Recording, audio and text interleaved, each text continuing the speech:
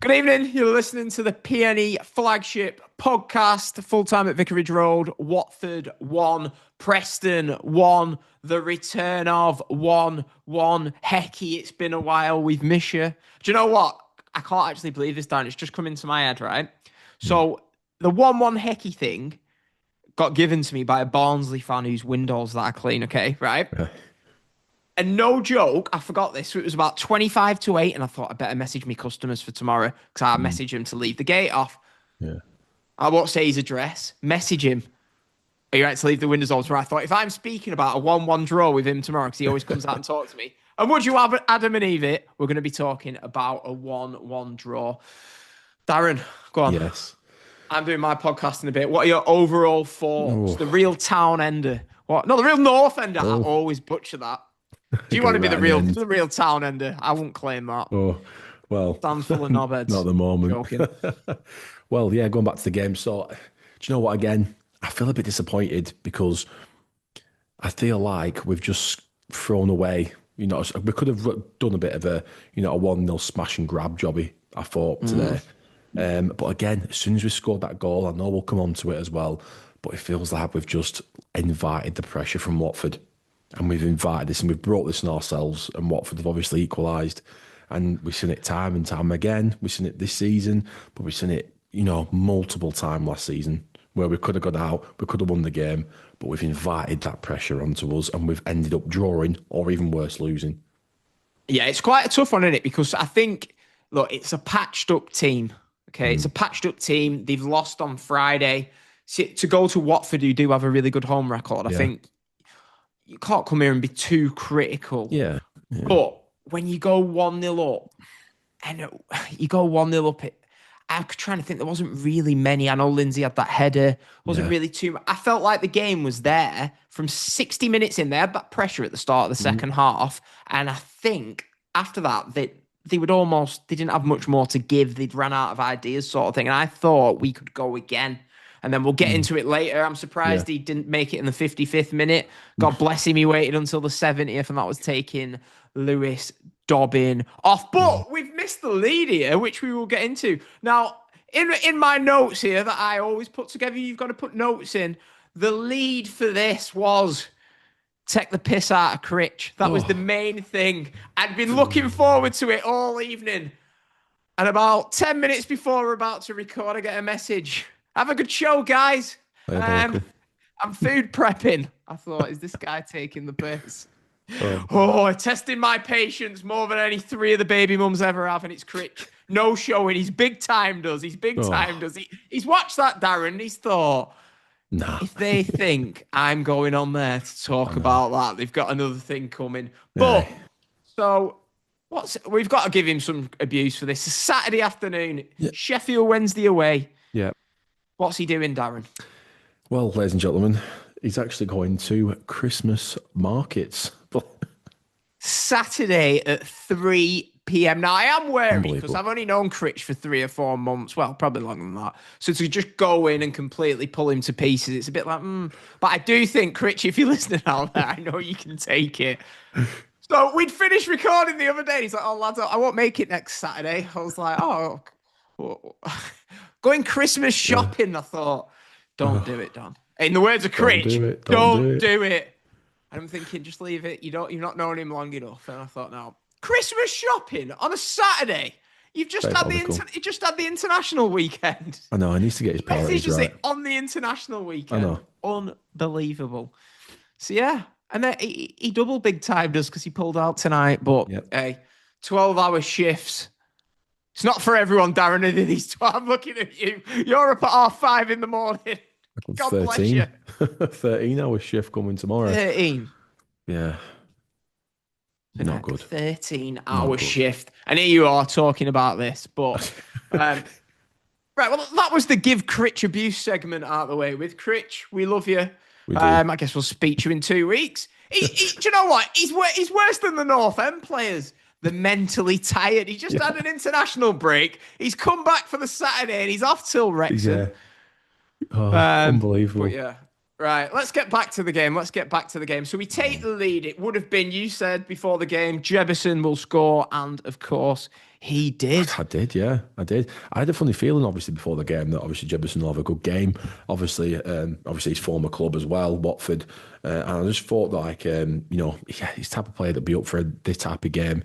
But again, you got the goal and it was very good. You know what I mean? Played in really nicely. Really good ball into him, and it was a good finish. I've got to give him that as well. It was a good striker's finish, and one you expect, a championship striker to actually go out and score as well. But yeah, again, but if I'm being critical, and obviously I always try and give the good with the bad and bad with the good as well, I don't think we create enough up top. Do you know what? I just don't think we're creating enough up top. And if this doesn't scream, and I know I keep on going on about it, and I'm sorry, but January has to be the time where we go and invest, because God knows how we are still in the playoffs right now. How many times that we've, drawn games, or obviously last week we've lost, and other teams have slipped up as well. Something, the God himself must be like on our side this season to say, do you know what? This is the season where you're going to be in the playoffs, because surely by now, if this was last season, we'd be 15th by now, even worse. But it's one of them. The board has to look at this now. Going into January, we need options, because by Christmas, and as soon as January comes, if we're still in that top six, we've got to invest. We've got to either not invest or get, spend money, but obviously go out for some loan players at least, bring some talent in. Yeah, I know. I mean, we've seen the loan players work, but I know what you're saying then about the league table. And I was reading like a lot of comments online over the weekend on Saturday, and it was all, get in, the results have worked our way.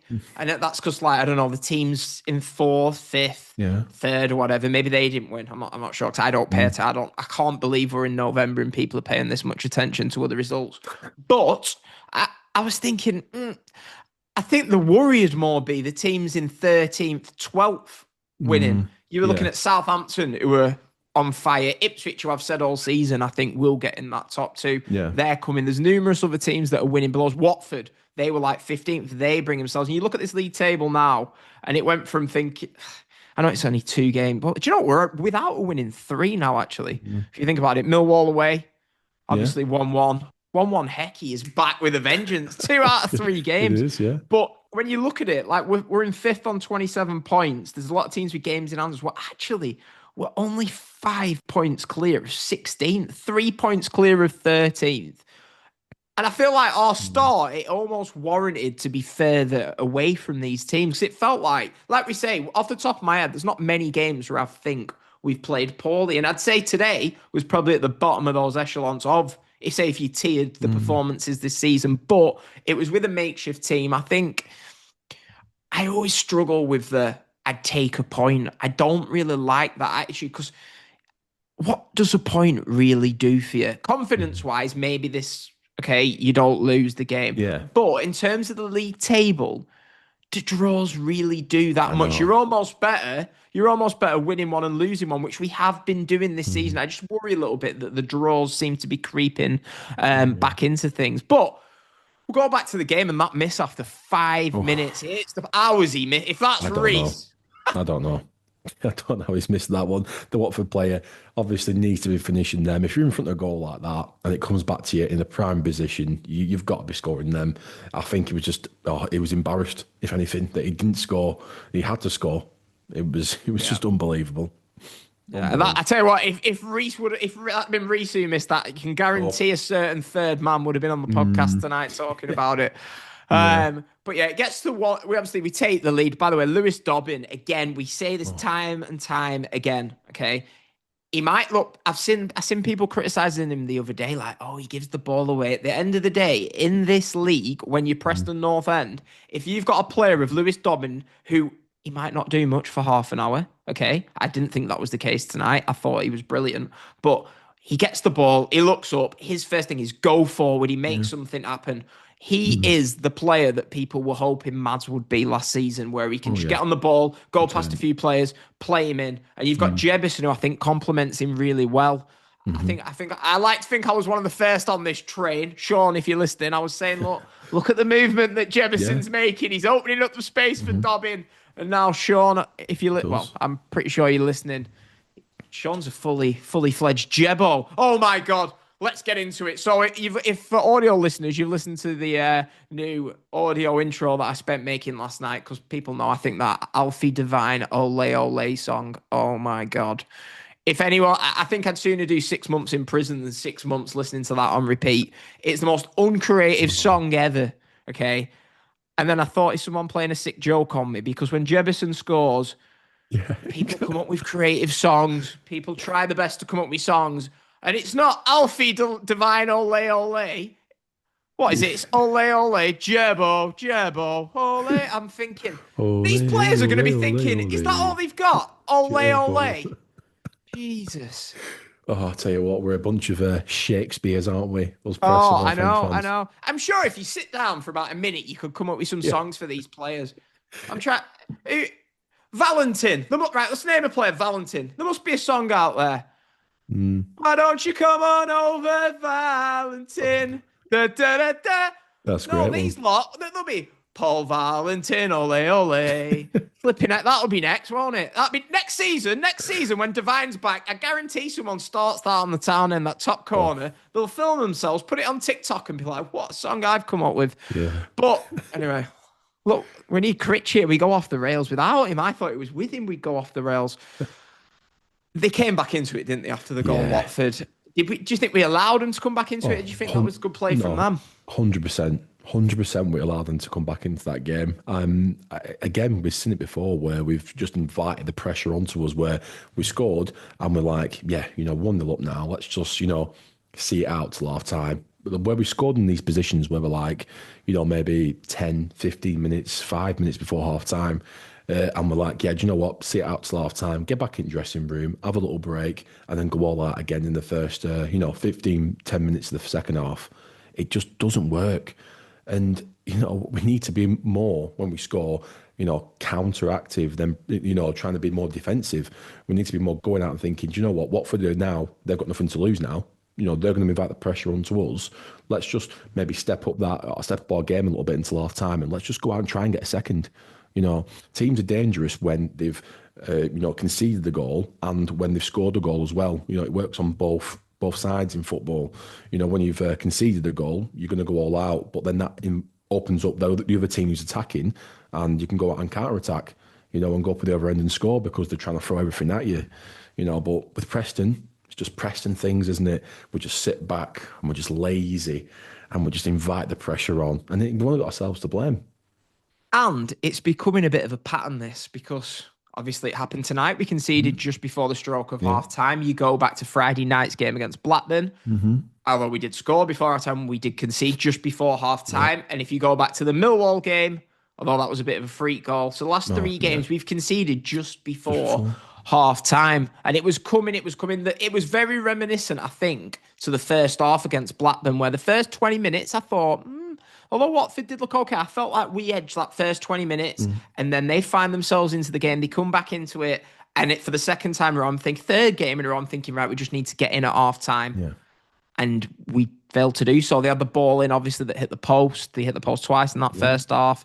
Really bizarre cross. And I think like 30 seconds later, ball goes in. I think Lewis gets done down his side. And it was really nice football, to be fair, their goal, but terrible time to concede. Yeah, 100%. Yeah, you don't really want to concede at them times in football, especially because then you just feel like you're just a bit deflated, obviously, going into the second half. You were on the high, obviously. Thinking that you're going to be 1-0 up going in. And then, yeah, it's just not a nice time to score, is it?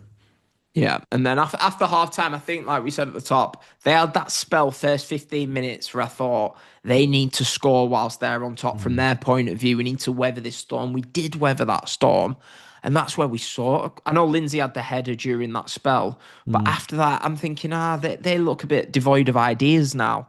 And that is where we're going to come into it. And I think Neil said in the WhatsApp group he thought maybe he took a bit of a knock Dobbin, but I feel like that always seems to be an excuse every time that Dobbin's taken a knock. So, yeah, about Dobbin, I'm glad you brought this up because I was going to come on to it. So, I'm starting to believe now that I know that there was actually, I can't remember because I tried messaging my dad as well about this because I know there was a player, I don't know whether it was in the Premier League or whether it was in the Championship, that there was a clause in their contract, I'm talking ages ago, that the parent club got so much extra money or so much cash per full game that they played. Now, I know that this happens because there are certain teams where there's like clause in the contract where it's per 90 minutes or per game they play. Now, I'm thinking that Preston are trying to cut, they've got that clause in that contract from Villa where they say, we're getting so much money at the end of the season per game Dobbin finishes the full 90 minutes. You're joking. It Can makes you you think- imagine? it That makes is you so think- Peter Ridsdale as well, isn't it? No, exactly. It makes you think now, is there actually a contract in the clause from Villa which states that they get so much money per 90 minutes Dobbin plays?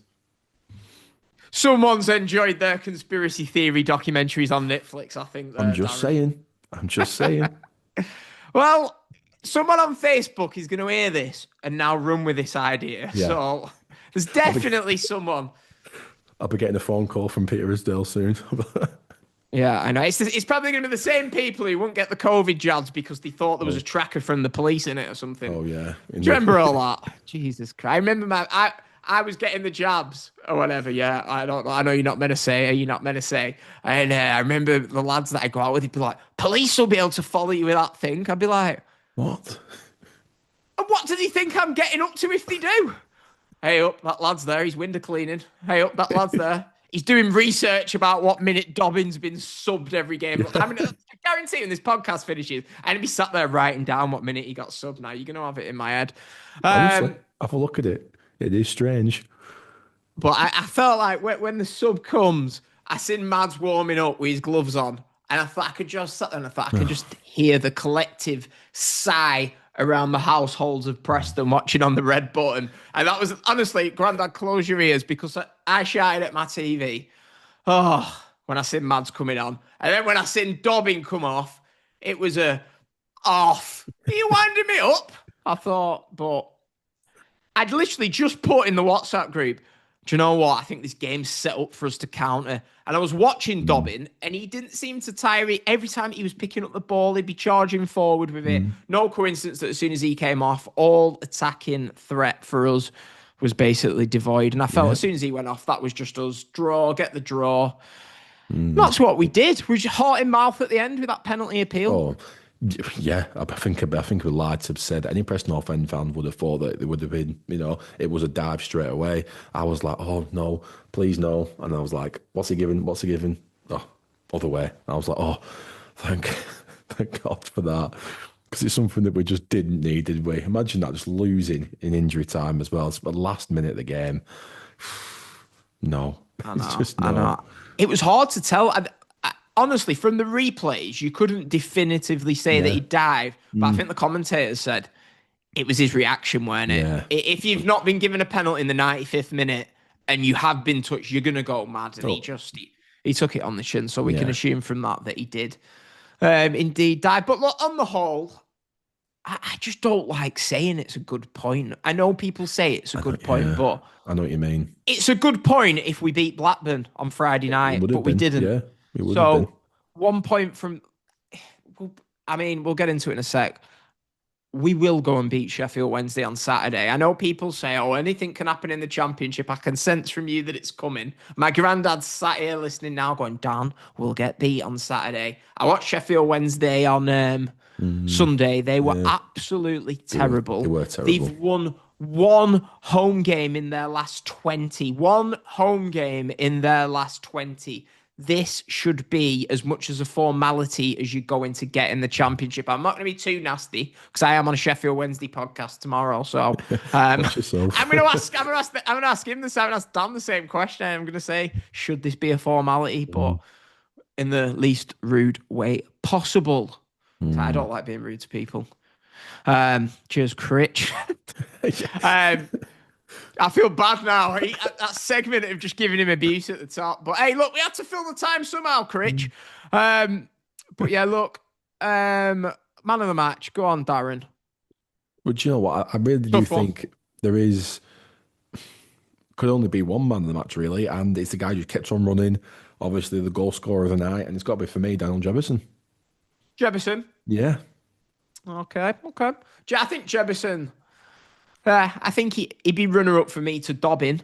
My player ratings, but head over to my match review podcast for full player ratings that I'll be recording after this at flipping 11 o'clock, then editing this. And I've just realised I've not filled my tank up for me window cleaning for tomorrow. So it makes such a loud noise, right? And I live on a terrace street. All the kids are going to be in bed on this street and they're just going to be vroom for about 10 minutes as my tank fills up. But hey, there you go. It's life, unfortunately. But yeah, so you've gone for Jebbison. Yeah. He was good, weren't he? He was good. I think he's solidified. The fact that we don't miss a £20 million striker, well, 20 million quid. So I'll never, I always say this, I will never forget the moment on that summer's day. I'm sat at work and I stumble into our WhatsApp group and people are slapping £20 million valuations on yet to score more than double figures in the league for a striker. Militon Osmajic butchered that one, but hey, it's late. And I was just like, you've got to be winding me up. I'd have took 5. In the words that my granddad used in 2002, when Man City were coming in for John Macken, I always remember it. First time I ever heard this phrase. Dan, I'm driving myself to Manchester for £4 million. My dad always says that, yeah. But yeah, look, Sheffield Wednesday predictions and we'll get out of here. Go on. Well, do you know what?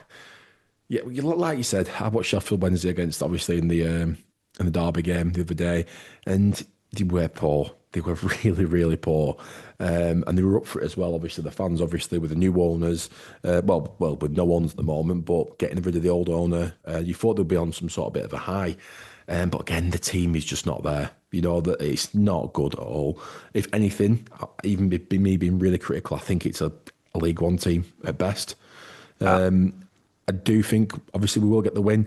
We're going to have to just try and get this goal difference up this weekend. We're going to have to now. So I am predicting a 3-0 Preston North End win. Am I rent-free in your mind? Why have got 3-0. 3-0. Right.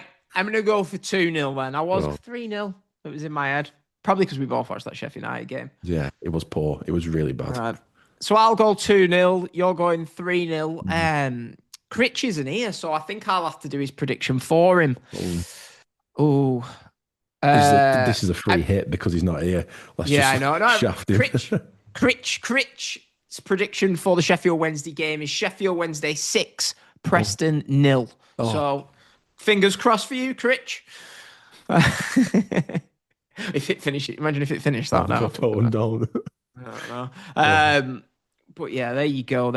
That's it from the game. I feel it's one of those games that I think out of all the games this season, it's one of the most forgetful league games this season. I think in a few years, it'll be a quiz question in the PNE Christmas quiz that we do. Well, on Tuesday, the 25th of November, 2025, when Critch pulled out the podcast 5 minutes before, what score did Preston draw with Watford? I don't know, Dan. It's too hard, this quiz question. Should have done multiple choice for that. Spoilers, we've already pre-recorded the Christmas quiz and we'll say nothing. But yeah, there you go. I don't think we've got anything else to touch. And shout out to, I'm guessing, I'd like to think we're not that much of a boring podcast. The people who are on the supporters coach coming back from Watford on a Tuesday night in November, every credit to you. Yep. I'm willing to overlook the shocking Jebbo chant because I know what it's like on those supporters coaches. Yeah. It's horrible. But you went to Norwich last season on it. They're horrible, aren't they? Yeah. They're horrible. You know that they're going to pull up at Norton Keynes at about 1 a.m. for about a 40-minute stop, and you're winding me up. Then just as you get home, you're thinking, don't indicate at Leyland, don't indicate at Leyland, don't indicate at Leyland. They come off at Leyland, and you're thinking, I live near Machine Mart. Can you let me get out at Machine Mart? What? But no, the Leyland people get priorities, which despite not being in Preston nor never being in Preston. And yeah. But yeah, shout out to our Leyland listeners. Lewis, how you doing, mate? But yeah, anything else at all? We got anyone else to give abuse to? People from Leyland, people who started the Jebbison chant, Critch for no showing. Well, Critch for Anyone no else? showing again. He just needs to, get his priorities right. Yeah, I know. I even tried to start a thing in the WhatsApp group. Anyone got any questions for Critch? I saw that as well. Ask Critch, his own segment. Anyway, but subscribe to the Flagship Podcast, people. Just I always forget at the top below. Doesn't cost anything. Just give it a click. Yeah, I actually had a look through the analytics, right? And 66% of people who listen to the Blackburn show aren't subscribers. So if you're watching now, do you know what? If you've made it this far for a 1-1 draw with Watford that nobody will remember come tomorrow, do us the goodwill of hitting the subscribe button. Just don't say please to them. We give them this podcast for free. They should do it out of respect. I'm in a bad mood. Right, I'm off. I'm off to go and record my match review. Do you know what? Get yourself off to bed. It's 20 to 11. You're up at 5:30. Critch is tucked up in bed now, ready for his early start at 7 a.m. tomorrow. He was playing chef, weren't he? He said he was making his meals. I'm like, I'll probably have some dodgy cottage pie from the canteen tomorrow. Never mind protein, fish and chicken or whatever he's having. A reduced 69p butty from Marks and Spencer's. Yeah. They've stopped reducing them, haven't they? Do you know, well, we have to go down at a certain time. I think after 5 o'clock at the hospital, they start reducing them in the M&S. I'm like, right, 5 o'clock, get down there. And you see people coming around with bags. I'm like, just putting them in. Like, you don't even work here. You know what I mean? Parasites. Yeah. Leeches. At Marks and Spencer's, I don't think anyone who listens to us probably shops in Marks and Spencer's, but there's some stuck-up arseholes in that shop. I walk in, and they're just like, oh, look at me paying £5.25 for my ready-made broccoli. Knobheads. Right. Anyway, we buried Marks and Spencer's. We buried the lovely people of Leyland. We buried Critch. We buried Sheffield Wednesday. Another fun night on the Flagship podcast. Yeah, right. We're off, everyone. Head over to the Match Review Podcast. Darren, get yourself to bed, and thanks for joining me on what much. A week. Fancy choosing to do a mid. We don't normally do midweek flagships, do we? Do it for the love of Preston North End, don't we? I think Critch sent us his thoughts on the idea of doing the midweek flagship. He's thought, I'll do it, guys. I'll do it. And he's thought, if they think I'm going on a midweek flagship, they've got another thing coming. But have a great weekend, everyone. Yeah. Great weekend. Can you tell I'm in robot mode? Have a great Wednesday. Have a great Wednesday. Support people on the supporters coach. Get yourselves to sleep. See you later, everyone. See you.